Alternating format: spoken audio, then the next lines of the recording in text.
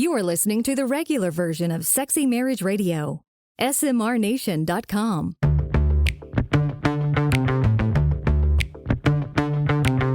You've turned on Sexy Marriage Radio, where the best sex happens in the marriage bed. Here's your host, Dr. Corey Allen. So we may be dating ourselves, but right before I hit record, we're talking about the Wonder Twin powers and activate. How many people remember that? Wonder Twin powers activate in the shape of, in the form of. I remember. That's what I grew up with. I was surprised that we remembered the same exact episode. I was quite proud of you. Of course we remembered the exact same episode because that's what marriage does. We remember everything exactly the same. You got the wrong show. Well, this Sexy Marriage Radio, we'll see where this thing goes today then. That is not... If I'm starting off completely wrong, Mm-hmm. we're so glad that you're here. To the members of the SMR Nation, we are so thankful that each and every week you spend some time with us and that you also reach out to us with your questions, your thoughts, your comments, your help for other people in the nation. We want all that. So call us at 214-702-9565 is our voicemail line, or email feedback@sexymarriageradio.com if you've got a question or if you've got a comment based on something we've covered. Because we want to begin the dialogues. Specifically, we want to begin the conversations in your own relationship about what's going on in marriage. Because each relationship is unique, but the situations aren't really all that unique. You say that all the time. There's nothing new under the sun. Right. So someone else is going through it too. Absolutely. And so you've heard this before too. So if you like what we got going on, please jump on iTunes, Spotify, iHeartRadio, Amazon, YouTube, however you choose to listen, and rate and review, leave a comment, help us spread the word that the Wonder Twin powers are activating and making Sexy Marriage Radio the best podcast out there. So coming up on today's regular free version of Sexy Marriage Radio is a couple of your questions and our answers. One will be a topic we've covered several times. We'll just come at it from a slightly different way because the higher desire, lower desire difference just wreaks all kinds of havoc until people get a better view of it. And then it still wreaks havoc, just not as much. And the questions keep coming up. They just use a few different words. Absolutely. Right. But another one, could you be allergic to sex? That'll be a fun one to unpack. Okay. Interested in that?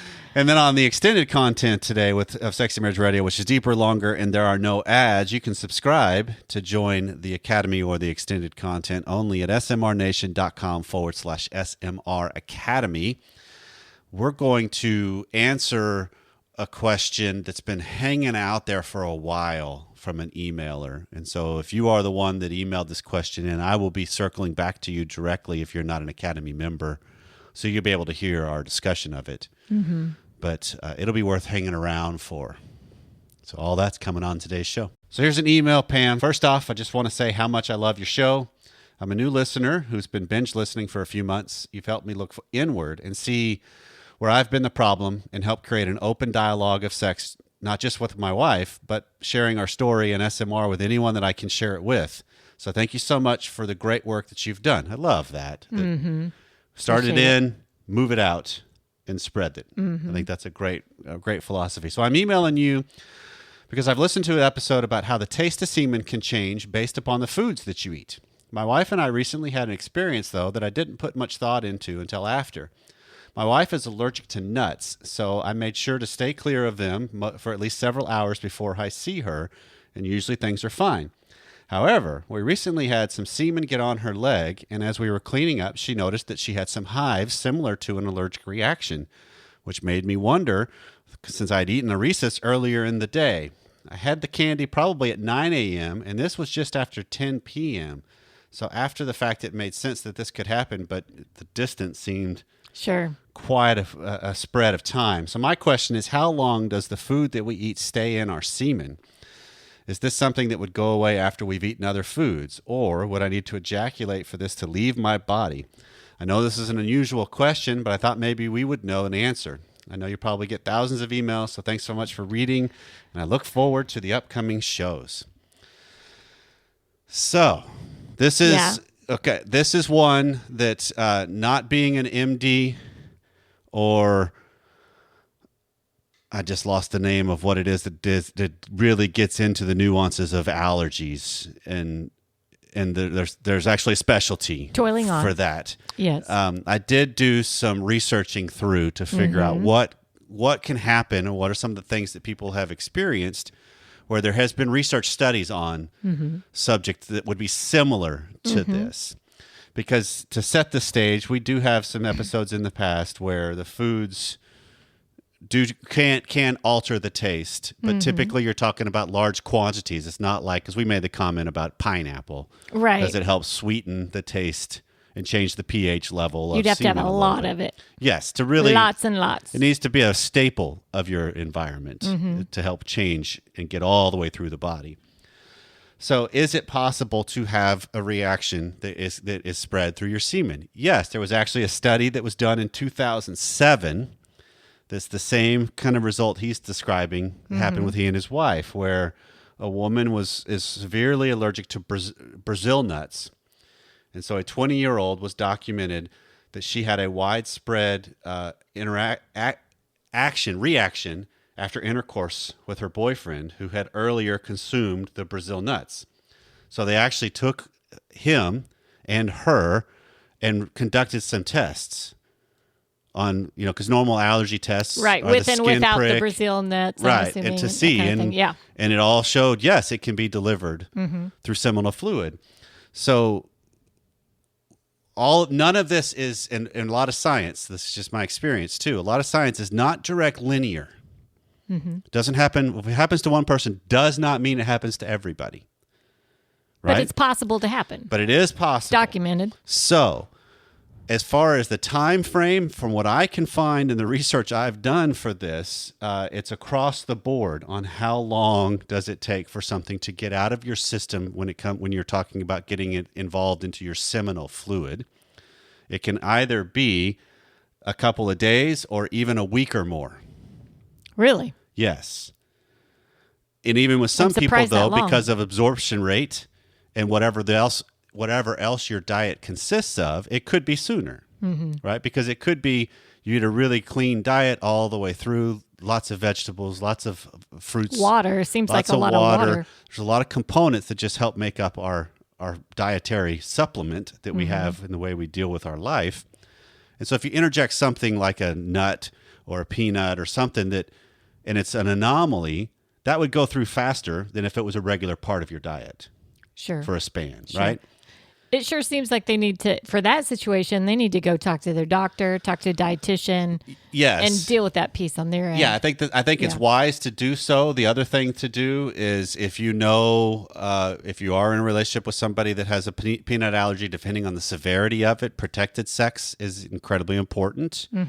Then, because you can just utilize a condom, less likely anything seeps into or falls onto her. You can change your diet. There actually, when you're doing allergy work in general, you can do some desensitization of it, where it's slow. And this is just the same. I mean, Again, that you're using a doctor when you're doing that desensitization, though. Do people just do that on their own? Depending on the severity. When you're talking about nut allergies, because most of those are really severe if somebody has a nut allergy. But you could have a lactose intolerance, and you can desensitize yourself to that Gotcha. slowly over your own process on your own, right? So, again, under the auspices and the care of a medical professional is always wise counsel. You're right. when you're dealing with your body. But it is possible that it can carry it. It can carry it through. The other thing I saw on this was sometimes medication with the use of an antihistamine, because that helps block the uptakes that are within the skin or the orifices of our body. They can help take the edge off of the possibility of it really having a reaction, again, depending on severity, right? Interesting thing that I came across, though, with this, babe, is what about, because one of the questions that I came across that was being answered and saw it was, what about kissing? Can you...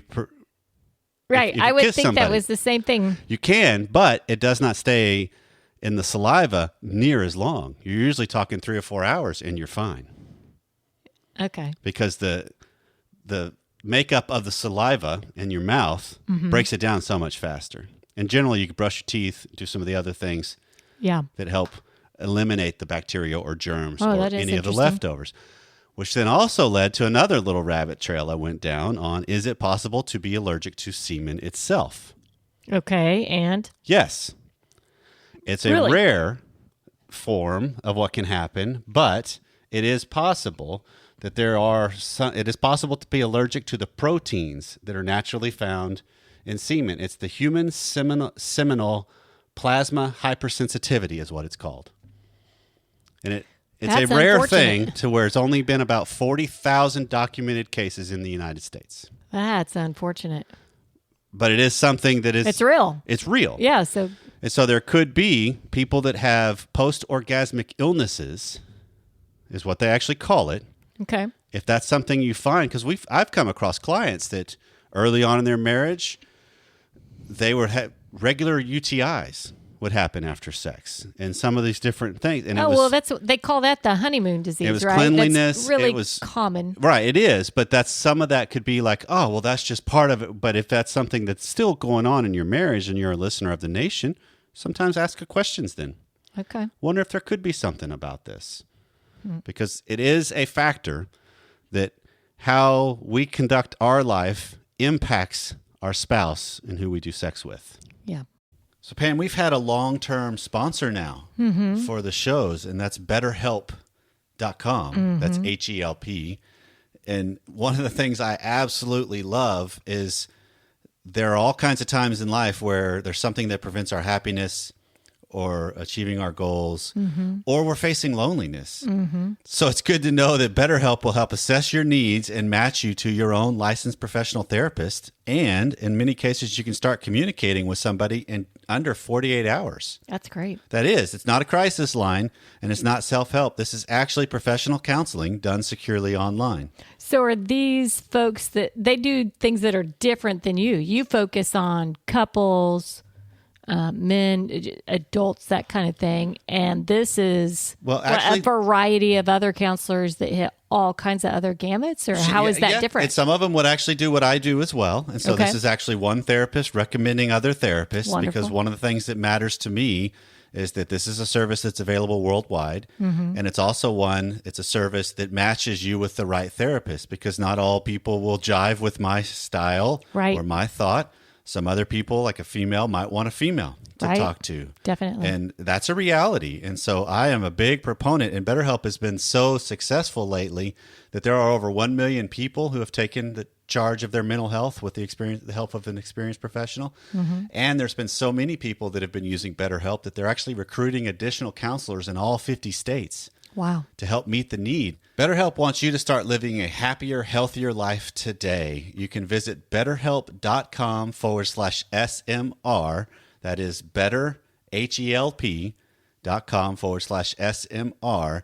And listeners will get 10% off their first month. It's a special offer just for our audience. That's betterhelp.com/SMR.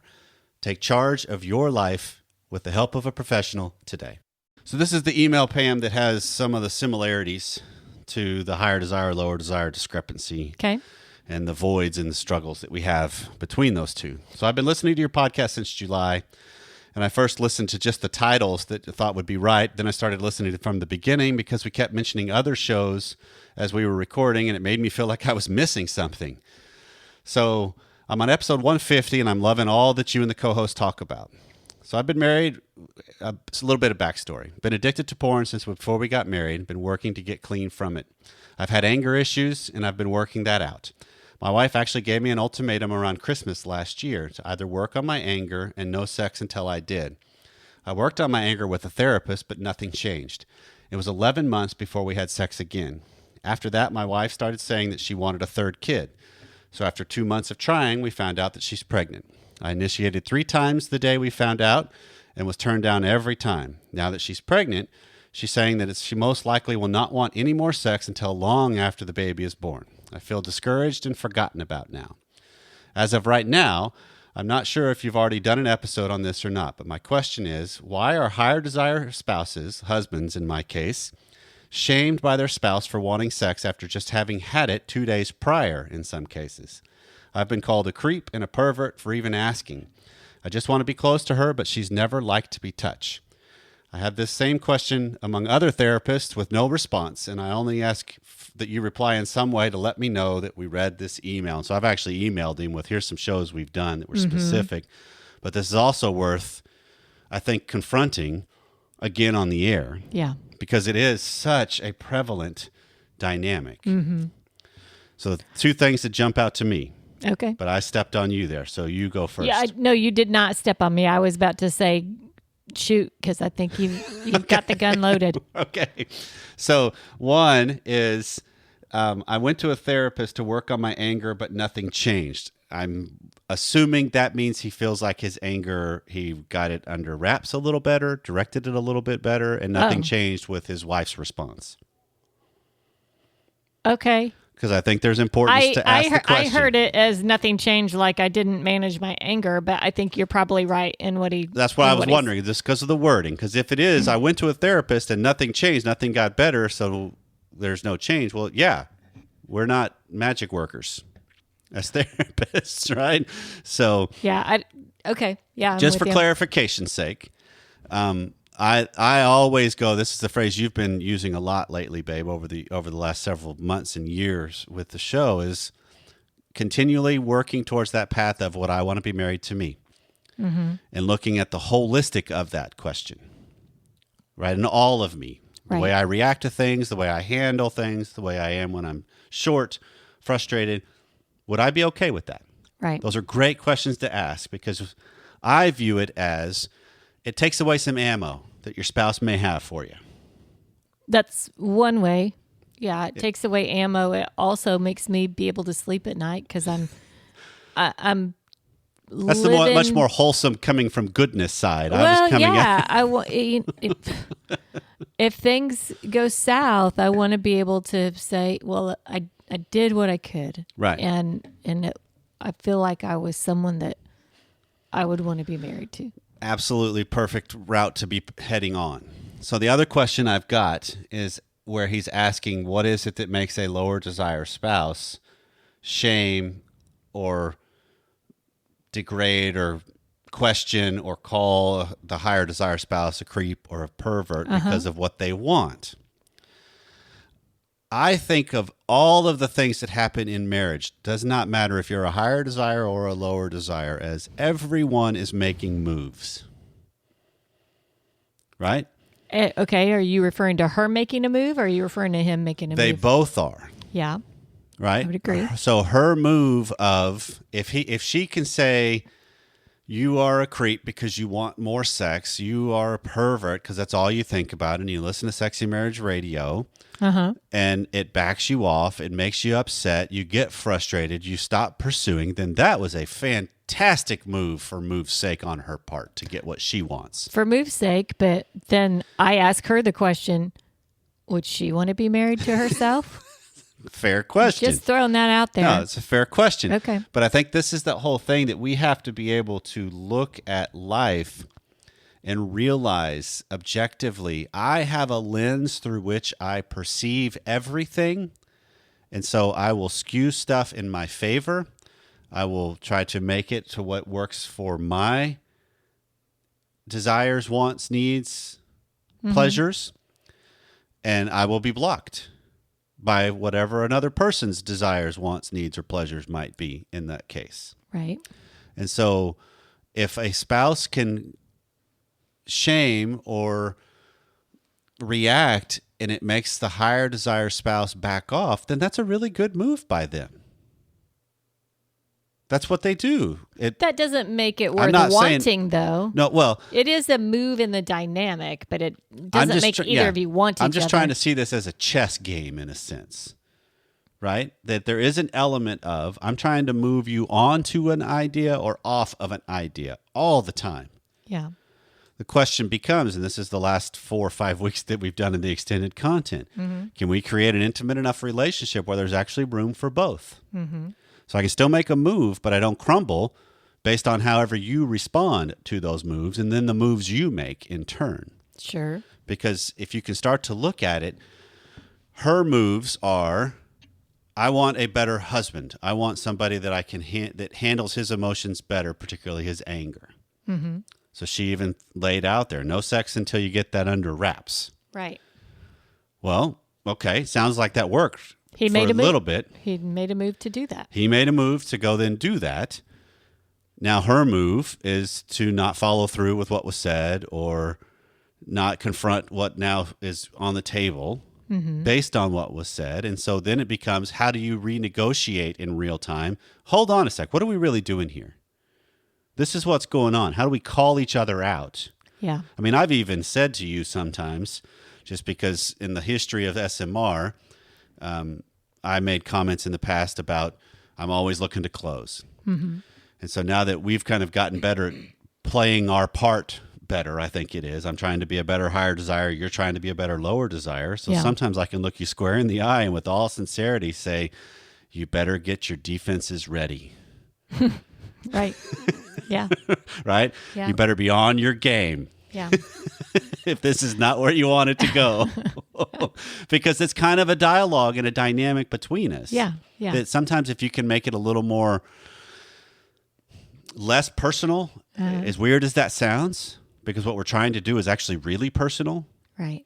But how do I start to look at my spouse's moves as less personal? It's about them. It's about their moves. Sure. I mean, you can totally see how when there's a response of, I don't want sex through the rest of pregnancy and probably way after this child is born, that's not just talking about, I'm asking for sex 2 days later, right? Right. We're talking months on end. Right. And that's a move, I guess, if we're calling it that, that has to be addressed.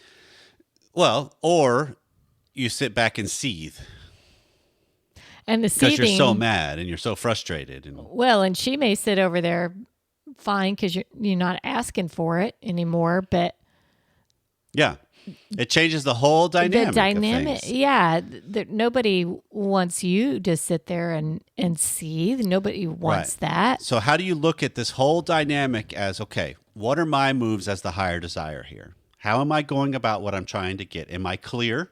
Mm-hmm. Am I coming at it with as little strings to no strings attached as possible? Mm-hmm. Just being expressive, being engaging, I'm being inviting. Mm-hmm. The way Shannon used to say this, I'm trying to inspire it. Mm-hmm. By the way, I'm living myself in my life and my reactions and interactions with you. Yes. And then how do I see her moves? Because the difference is, and this is the Schnarch phrase I have loved lately since I heard about it a couple years back. Mm-hmm. My job is not to pin my antagonist down, or my wife down in this case. Right. My job is to not make it as easy for her to get around me. Right? Yeah. And that just means I start standing up for what I want. Doesn't make the problems go away. It just makes them cleaner and clearer. Right. So now I can really start to look at, what are we going to do? Mm-hmm. Because it's not, all right, sit back and go, your move, babe. Mm-hmm. It's really, I see what you're doing. Mm-hmm. I don't care if you call me a pervert. I don't see myself as such because I want to do this more with you. No. What else you got? Right. Right? And so it's just, I kind of conduct myself a little differently, which most of the time when clients really get this at a deeper level, it pivots the situations for them. So before we transition into the extended content, I do want to read the email, and then we'll answer it Perfect. in the yeah, extended. perfect. Because this has been sitting in the queue for a while. So it says, hey, Corey and Pam, I'm a new listener, and I love the show. I've often wondered if I was crazy and afraid to ask the questions that you often answer. So thank you for what you do. I'm a Christian, and I love the Lord and strive to grow closer to Him every day. One of my thoughts and concerns is where, when, and where is the line between sinful and just good pleasure with my spouse. Fantasies and thoughts of my beautiful wife's past turn me on so much. She's definitely the lower desire in our relationship, but I've experienced her hot in sex, and I just want that more often. She started telling me about some of her experiences in her past, which I wasn't aware of, and it really turned me on. Since then, this is all I can think about. When we shower together, I beg her to tell me more about those experiences. She really doesn't want to, but she does because it makes me come quickly. My question, is it wrong for me to get so turned on by my wife's past? I heard an episode once that really made sense to me. You said that what I really want is to see my wife totally turned on. That is exactly true. I just want your opinion about me fantasizing about my wife's past or her being with another man. Thanks. So there's a lot here. And we've not really explored it, especially in the manner in which I'm planning to go in the extended content today. So, well, I'm ready for a couple cents to be thrown out there. We'll see you on the other side. It does not matter how many years we've done this show. I love the fact that people still email in, they call in, right? They ask the questions, they invite us into their worlds. Just being vulnerable. Because it's always an honor to speak to specific situations. It is. And it is. So if you were the gentleman that emailed in for what we covered in the extended content and you're not a member of the Academy, let me know. I'll be emailing you too. But if we miss each other, let me know, and I will get you access so that you will absolutely hear where we went with this, because we're not going to answer a question and, sorry, you don't get it. No, you get to hear that content. We're here to try to help people, and we really want to help frame conversations that go on in your relationships and behind your closed doors, because, man, we all reach struggles in rough patches, and we want to just see our way through as clean as possible. Yep. So this has been Sexy Marriage Radio. Thanks for taking some time out of your day to spend it with us. If we left something undone, let us know and add to the conversation, please. See you next time.